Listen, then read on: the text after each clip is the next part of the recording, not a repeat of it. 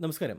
2023-24 കാലത്തിൽ ഇന്ത്യയിൽ ആരംഭിച്ചിട്ടുള്ള limited liability partnership LLPകളുടെ എണ്ണം 58,990 ഏകദേശം 59,000-ഓളം LLPകൾ ലിമിറ്റഡ് ലയബിലിറ്റി പാർട്ട്ണർഷിപ്പുകൾ ഇന്ത്യയിൽ ആരംഭിച്ചിട്ടുണ്ട്.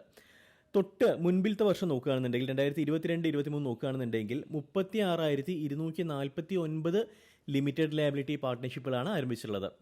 അതായത് ഒരു വർഷം കൊണ്ട് 12,000 അധികം LLPകൾ ഇന്ത്യയിൽ ആരംഭിച്ചിട്ടുണ്ട് എന്നുള്ളതാണ്. അതായത് ജനങ്ങൾ ബിസിനസ് ചെയ്യാൻ ആഗ്രഹിക്കുന്ന ആൾക്കാർ, ബിസിനസ് ചെയ്യുന്ന ആൾക്കാർ ഒരുപക്ഷെ പ്രൈവറ്റ് ലിമിറ്റഡ് കമ്പനി ചൂസ് ചെയ്യുന്നതിൽ നിന്നും വലിയൊരു വിഭാഗം ആൾക്കാർ ലിമിറ്റഡ് ലയബിലിറ്റി പാർട്ട്ണർഷിപ്പിലേക്ക് മൂവ് ചെയ്യുന്നുണ്ട്. എന്തായിരിക്കും അതിനുള്ള പ്രധാനപ്പെട്ട കാരണം? കാരണം പണ്ട് നോക്കുകയാണെന്നുണ്ടെങ്കിൽ ഒരു 5 വർഷം 6 വർഷം മുമ്പൊക്കെ നോക്കുകയാണെന്നുണ്ടെങ്കിൽ ഒരു സ്ഥാപനം ആരംഭിക്കുക എന്ന് വെച്ച് കഴിഞ്ഞാൽ മുമ്പിൽ ഒരു ഓപ്ഷനേ ഉള്ളൂ, പ്രൈവറ്റ് ലിമിറ്റഡ് കമ്പനി. അല്ലാന്നുണ്ടെങ്കിൽ ഒരു പ്രൊപ്പറേറ്ററായിട്ട് മുന്നോട്ടേക്ക് പോകാം. അതുമല്ലാന്നുണ്ടെങ്കിൽ ഒരു പാർട്ട്ണർഷിപ്പ് ഫേം ചെയ്യാം. കഴിഞ്ഞ 2-3 വർഷമായിട്ടുള്ളൂ ഈ ലിമിറ്റഡ് ലയബിലിറ്റി പാർട്ട്ണർഷിപ്പിൻ്റെ പ്രാധാന്യം ഇത്രത്തോളം ആൾക്കാർ മനസ്സിലാക്കിയിട്ട്. ഈവൻ കൺസൾട്ടൻസ് ആണെന്നുണ്ടെങ്കിൽ പോലും പണ്ടൊക്കെ കൂടുതലായിട്ട് ഫോഴ്സ് ചെയ്തിരുന്നത് പ്രൈവറ്റ് ലിമിറ്റഡ് കമ്പനി എടുക്കാൻ വേണ്ടിയിട്ടായിരുന്നു. പക്ഷേ ഇന്ന് ചിലരെങ്കിലും, ഈവൻ ഞങ്ങൾ പോലും ഇന്ന് ഏറ്റവും കൂടുതൽ ചെയ്യുന്നത് ലിമിറ്റഡ് ലയബിലിറ്റി പാർട്ട്ണർഷിപ്പാണ്. ഒരുപക്ഷെ ആളുകൾ പ്രൈവറ്റ് ലിമിറ്റഡ് കമ്പനി ഫോം ചെയ്യണമെന്ന് പറഞ്ഞിട്ടായിരിക്കും നമ്മളെ സമീപിക്കുന്നത്. അവരോട് സംസാരിച്ച് നോക്കുന്ന സമയത്തായിരിക്കും മനസ്സിലാവുന്നത് അവർക്ക് പ്രൈവറ്റ് ലിമിറ്റഡ് കമ്പനിയുടെ ആവശ്യം വരുന്നില്ല. ഒരുപക്ഷെ ഇപ്പോൾ എടുത്തു കഴിഞ്ഞാൽ പിന്നീട് അവർ വലിയ രീതിയിലുള്ള ബുദ്ധിമുട്ടുകൾ ഫേസ് ചെയ്യാനായിട്ടുള്ള സാധ്യതയുണ്ട്. അതുകൊണ്ട് തന്നെ അവരെ പറഞ്ഞ് മനസ്സിലാക്കി നമ്മൾ LLP എടുപ്പിക്കാറാണ് പതിവ്. കുറച്ചുകൂടെ അവർക്കും അഫോർഡബിൾ ആയിരിക്കും, കുറച്ചുകൂടി ഈസി ആയിട്ട് സ്റ്റാർട്ട് ചെയ്യാനും കഴിയും. ഇനി എന്തായിരിക്കും ഈ LLPക്ക് ഇത്രത്തോളം ഒരു പ്രാധാന്യം പ്രൈവറ്റ് ലിമിറ്റഡ് കമ്പനിയെ വെച്ച് നോക്കുന്ന സമയത്ത് നമുക്ക് വളരെ ക്വിക്കായിട്ട് നോക്കാം. നോക്കൂ, ഒരു ബിസിനസ് ആരംഭിക്കുന്ന സമയത്ത് ഏതൊരു ഓൺട്രപ്രണറും ആഗ്രഹിക്കുന്നത് വളരെ ഫ്ലെക്സിബിൾ ആയിരിക്കണം. ആഗ്രഹിക്കുന്ന പോലുള്ള മാറ്റങ്ങൾ, ആഗ്രഹിക്കുന്ന പോലുള്ള ക്ലോസസ് നമുക്ക് ഈ സ്ഥാപനത്തിൽ കൊണ്ടുവരാനായിട്ട് കഴിയണം. വളരെ സിമ്പിളായിട്ട് ഫോം ചെയ്യാനായിട്ട് കഴിയണം. ഒപ്പം തന്നെ ഫ്ലെക്സിബിലിറ്റി വേണം. നമുക്ക് ആഗ്രഹിക്കുന്ന സമയത്ത് നമുക്കിഷ്ടമുള്ള രീതിയിലുള്ള മാറ്റങ്ങൾ വരുത്താനായിട്ട് കഴിയണം. അത് പ്രധാനപ്പെട്ട ഒരു ഘടകമാണ് ഏതൊരു സ്ഥാപനത്തെ സംബന്ധിച്ചിടത്തോളം. രണ്ടാമത്തേത് ലിമിറ്റഡ് ലയബിലിറ്റി ആണ്, അല്ലേ? ഒരു സ്ഥാപനം ആരംഭിക്കുന്ന ഒരു വ്യക്തിയെ സംബന്ധിച്ചിടത്തോളം എപ്പോഴും നോക്കുന്ന ഒരു പ്രധാന കാര്യം ലയബിലിറ്റി, ബാധ്യത ലിമിറ്റ് ചെയ്യണം എന്നുള്ളതായിരിക്കും. അതായത് അവർ നിക്ഷേപിക്കുന്ന തുക എത്രയാണോ അത്ര മാത്രമേ അവർക്ക് ബാധ്യത വരുന്നുള്ളൂ. അവരുടെ പേഴ്സണൽ അസറ്റ് പലപ്പോഴും സേഫ് ആയിരിക്കും. അതാണ് ലിമിറ്റഡ് ലയബിലിറ്റി കോൺസെപ്റ്റ്. അപ്പം ഈ 2 ഘടകങ്ങൾ ഉൾക്കൊള്ളുന്ന ഒരു ഫോർമാറ്റാണ് ലിമിറ്റഡ് ലയബിലിറ്റി പാർട്ട്ണർഷിപ്പ് എന്ന് പറയുന്നത്. പ്രൈവറ്റ് ലിമിറ്റഡ് കമ്പനിയെ സംബന്ധിച്ചിടത്തോളം ഡെഫിനറ്റ്ലി അവിടെ ലിമിറ്റഡ് ലയബിലിറ്റി ഉണ്ട് എങ്കിൽ പോലും ഫ്ലെക്സിബിലിറ്റി ഈ LLPയുടെ അത്ര വരത്തില്ല, ഒരല്പം കുറവാണ്. നമ്മൾ വിചാരിക്കുന്ന പോലെ ഈസി ആയിട്ട് കാര്യങ്ങൾ ചെയ്യാനായിട്ട് അതിനകത്ത് കഴിഞ്ഞു എന്ന് വരത്തില്ല. കാരണം അതിന് കൃത്യമായിട്ടുള്ള റൂൾസും റെഗുലേഷൻസും ഉണ്ട്. അത് പ്രകാരം മാത്രമേ ചെയ്യാൻ കഴിയത്തുള്ളൂ. പക്ഷേ LLPയിൽ അങ്ങനെയല്ല. റൂൾസും റെഗുലേഷൻസ് ഉണ്ടെങ്കിൽ പോലും കുറച്ചുകൂടെ ഫ്ലെക്സിബിൾ ആണ്. അതുകൊണ്ട് തന്നെ ആൾക്കാർക്ക് ഈസി ആയിട്ട് മാറ്റങ്ങൾ വരുത്താനായിട്ട് കഴിയും. ഇനി ഈ LLP ലിമിറ്റഡ് ലയബിലിറ്റി പാർട്ട്ണർഷിപ്പ് ഏറ്റവും സ്യൂട്ടബിൾ ആയിട്ടുള്ളത് ആർക്കാണെന്ന് നോക്കാം. ഇപ്പോഴത്തെ ഒരു ട്രെൻഡ് നിങ്ങൾക്കറിയാലോ, ബിസിനസ് ഇന്നോവേറ്റീവ് ആയിട്ടുള്ളൊരു ബിസിനസ് ആശയം അവർ ഫോം ചെയ്യുന്നു. അവരുടെ കാശ് ഉണ്ടാവില്ല, ആശയം മാത്രമേ ഉണ്ടാവത്തുള്ളൂ. അവർ പുറമെ നിന്ന് ഫണ്ട് നോക്കുന്നു. ലോൺ ആയിരിക്കില്ല നോക്കുന്നത് ഇൻവെസ്റ്റേഴ്സിനെ ആയിരിക്കും, ഏഞ്ചൽ ഇൻവെസ്റ്റേഴ്സിനെ ആയിരിക്കും. അത് കഴിഞ്ഞാൽ വെഞ്ചർ ക്യാപിറ്റലിസ്റ്റിനെ ആയിരിക്കും അവർ നോക്കുന്നത്.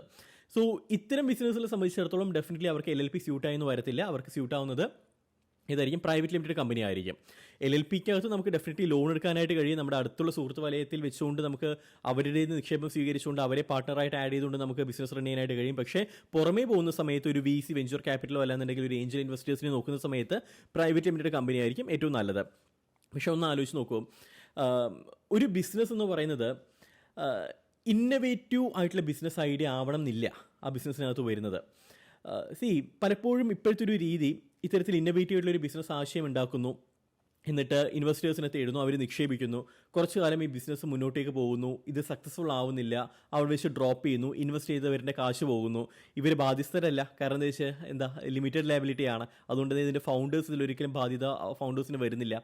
അവരെ കമ്പനി നിർത്തുന്നു, അവർ പുതിയൊരു കമ്പനി ആരംഭിക്കുന്നു, ഇത്തരത്തിൽ വീണ്ടും ഇൻവെസ്റ്റേഴ്സിനെ സ്വീകരിക്കുന്നു. അപ്പം ഇത്തരത്തിൽ ഇങ്ങനെ പോയിക്കൊണ്ടിരിക്കുന്ന രീതി ഇന്ന് കുറച്ച് കാലങ്ങളായിട്ട് കാണുന്നുണ്ട് നമ്മുടെ നാട്ടിലെല്ലാമല്ല, പക്ഷേ ബഹുഭൂരിപക്ഷവും അങ്ങനെ തന്നെയാണ്. മാത്രമല്ല കണക്കുകൾ പറയുന്നത് 10% സ്റ്റാർട്ടപ്പുകളെ നമ്മുടെ നാട്ടിൽ വിജയിക്കുന്നുള്ളൂ, ബാക്കി 90% പരാജയപ്പെട്ടു പോവുകയാണ്. കാരണം ആ ബിസിനസ് ആശയം അത്രത്തോളം വയബിൾ അല്ല ഉള്ളതുകൊണ്ട് തന്നെ ഈ നിക്ഷേപിക്കുന്നവരെ സംബന്ധിച്ചിടത്തോളം അവർക്കും അറിയത്തില്ല. അവർ ഈ ബിസിനസ് ആശയം കാണുന്ന സമയത്ത് ഇത് മഹത്തരമായിട്ടുള്ളൊരു ആശയമാണെന്ന് വിചാരിച്ച് അവർ നിക്ഷേപിക്കും. ഇതിന് വലിയൊരു ഫ്യൂച്ചർ ഉണ്ടെന്ന് വിചാരിച്ച് അവർ നിക്ഷേപിക്കും. കാരണം കാശ് ഉണ്ടാവും, പക്ഷേ ഇത് മനസ്സിലാക്കാനായിട്ട് അവർക്കുള്ള നോളജ് ഉണ്ടായെന്ന് വരത്തില്ല. അപ്പോൾ ഇത്തരത്തിലുള്ള ബിസിനസ്സുകൾ മാത്രമല്ല നമ്മുടെ നാട്ടിൽ ഉള്ളത് അല്ലെങ്കിൽ ഉണ്ടാവേണ്ടത്.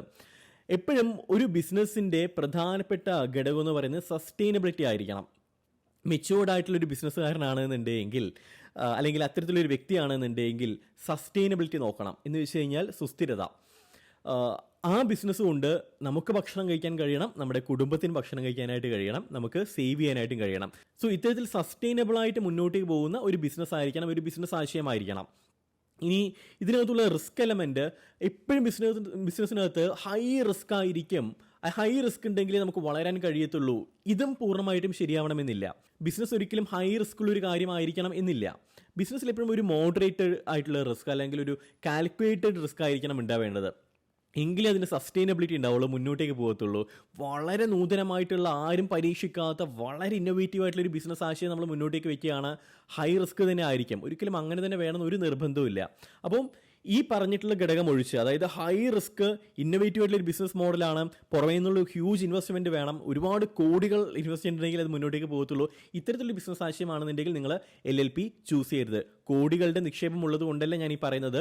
ഈ നിക്ഷേപിക്കുന്നത് പുറമേയുള്ള ആൾക്കാരായതുകൊണ്ട്, ഇൻസ്റ്റിറ്റ്യൂഷണൽ ഇൻവെസ്റ്റേഴ്സ് അല്ലാതെ വെഞ്ചർ ക്യാപിറ്റലിസ്റ്റും അല്ലാന്നുണ്ടെങ്കിൽ ഈ ഏഞ്ചൽ ഇൻവെസ്റ്റേഴ്സൊക്കെ ആയതുകൊണ്ട് തന്നെ അവർക്ക് നമ്മൾ ഷെയർ സർട്ടിഫിക്കറ്റ് കൊടുക്കേണ്ടതായിട്ട് വരും. അതൊരിക്കലും ഈ LLPയിൽ പോസിബിളായി എന്ന് വരത്തില്ല. അപ്പോൾ അങ്ങനെയുള്ളതല്ലാതെയുള്ള രീതിയിലുള്ള മോഡറേറ്റ് ആയിട്ടുള്ള റിസ്ക് ഉള്ള സസ്റ്റൈനബിൾ ആയിട്ടുള്ള ഒരു ഫാമിലി ബിസിനസ് ആണെന്നുണ്ടെങ്കിൽ, സുഹൃത്തുക്കൾ ചേർന്നുള്ള ഒരു ബിസിനസ് ആണെന്നുണ്ടെങ്കിൽ, കുറച്ച് ട്രഡീഷണൽ രീതിയിലുള്ള ബിസിനസ് ആണെന്നുണ്ടെങ്കിലും, നമ്മളിന്ന് കാണുന്ന 90% ബിസിനസ്സുകൾക്കും ആക്ച്വലി ഈ പറയുന്ന ലിമിറ്റഡ് ലയബിലിറ്റി സ്ഥാപനമായിരിക്കും വളരെ സ്യൂട്ടബിൾ ആവുന്നത്. ഇനി പലർക്കുള്ളൊരു തെറ്റിദ്ധാരണയാണ് പ്രൈവറ്റ് ലിമിറ്റഡ് കമ്പനി ഏറ്റവും ടോപ്പിൽ നിൽക്കുന്ന ഒരു ഫോർമാറ്റാണ്, തൊട്ട് താഴെയാണ് ലിമിറ്റഡ് ലയബിലിറ്റി പാർട്ട്ണർഷിപ്പ് വരുന്നത്. ഒരിക്കലും അങ്ങനെയല്ല. പണ്ട് ഈ സ്കൂളുകളിലൊക്കെ കമ്പ്യൂട്ടർ, ഈ ബയോളജി സയൻസ് ഏറ്റവും ടോപ്പിലായിരിക്കും, തൊട്ട് താഴെ കമ്പ്യൂട്ടർ സയൻസ്, പിന്നെ കോമേഴ്സ്, പിന്നെ ഹ്യൂമാനിറ്റീസ്. യാഥാർത്ഥ്യം അങ്ങനെയാണോ? ഈ ഹ്യൂമാനിറ്റീസ് പഠിക്കുന്നവരായിരിക്കും നാളെ കളക്ടറായിട്ട് വരുന്നത്, കോമേഴ്സ് പഠിക്കുന്നവരായിരിക്കും നാളെ ബിസിനസ്സുകാരനായിട്ട് വരുന്നത്. നമുക്കൊരിക്കലും പറയാൻ കഴിയത്തില്ല, എക്സ്പെക്ട് ചെയ്യാൻ കഴിയത്തില്ല. അപ്പോൾ അതുകൊണ്ട് ഒരിക്കലും അത്തരത്തിലുള്ള ഒരു തട്ട് തിരിച്ചുള്ള പരിപാടി ഈ പറയുന്ന സ്ഥാപനത്തിനകത്ത് ആവശ്യം വരുന്നില്ല. പ്രൈവറ്റ് ലിമിറ്റഡ് കമ്പനി ഏറ്റവും ടോപ്പിൽ നിൽക്കുന്നു അല്ല, രണ്ടും ഈക്വലായിട്ട് നിൽക്കുന്നത് തന്നെയാണ്. ഓരോരുത്തരുടെ രീതിക്ക് അനുസരിച്ചുകൊണ്ട് ഒരിക്കലും ഒരു ക്യാപിറ്റൽ ലിമിറ്റ് ഏതിലും വരുന്നില്ല. പ്രൈവറ്റിലാണെങ്കിലും LLPയിലും വരുന്നില്ല. നിങ്ങൾക്ക് എത്ര വേണമെങ്കിലും ക്യാപിറ്റൽ റേസ് ചെയ്യാനായിട്ട് കഴിയും. ബിസിനസ്സിൻ്റെ ടേൺ ഓവർ ലിമിറ്റ് ഒരിക്കലും വരുന്നില്ല. എത്ര കോടികളുടെ ബിസിനസ് വേണമെന്നുണ്ടെങ്കിൽ നിങ്ങൾക്ക് രണ്ടിലും ചെയ്യാനായിട്ട് കഴിയും. പക്ഷേ ഈ ഞാൻ മുമ്പ് പറഞ്ഞിട്ടുള്ള ഫ്ലെക്സിബിലിറ്റിയും ലിമിറ്റഡ് ലയബിലിറ്റി എന്ന് പറയുന്ന ആ ഒരു ഗുണവുമാണ് പ്രധാനമായിട്ട് നിങ്ങൾ കൺസിഡർ ചെയ്യുന്നുണ്ടെങ്കിൽ ഡെഫിനറ്റ്ലി ലിമിറ്റഡ് ലയബിലിറ്റി പാർട്ട്ണർഷിപ്പ് തന്നെയാണ് നിങ്ങൾക്ക് ഏറ്റവും ഉചിതമായിട്ടൊരു ഫോർമാറ്റ് എന്ന് പറയുന്നത്. ഇത് ക്ലിയർ ആയല്ലോ? നിങ്ങൾക്ക് LLP ഫോം ചെയ്യണമെന്നുണ്ടെങ്കിലോ private limited company, 1% company and trade mark application, ISO certification, ഇത്തരത്തിലുള്ള ലീഗലായിട്ടുള്ള ബിസിനസ്സുമായി ബന്ധപ്പെട്ടിട്ടുള്ള ലീഗലായിട്ടുള്ള ഏതൊരു കാര്യത്തിനും ഞങ്ങളെ കണക്ട് ചെയ്യാവുന്നതാണ്. കോൺടാക്ട് നമ്പർ വീഡിയോയിൽ തന്നെ കൊടുത്തിട്ടുണ്ട്. മറ്റൊരു വിഷയമായിട്ട് കാണാം. അതൊരു Siju Rajan signing off. Good bye.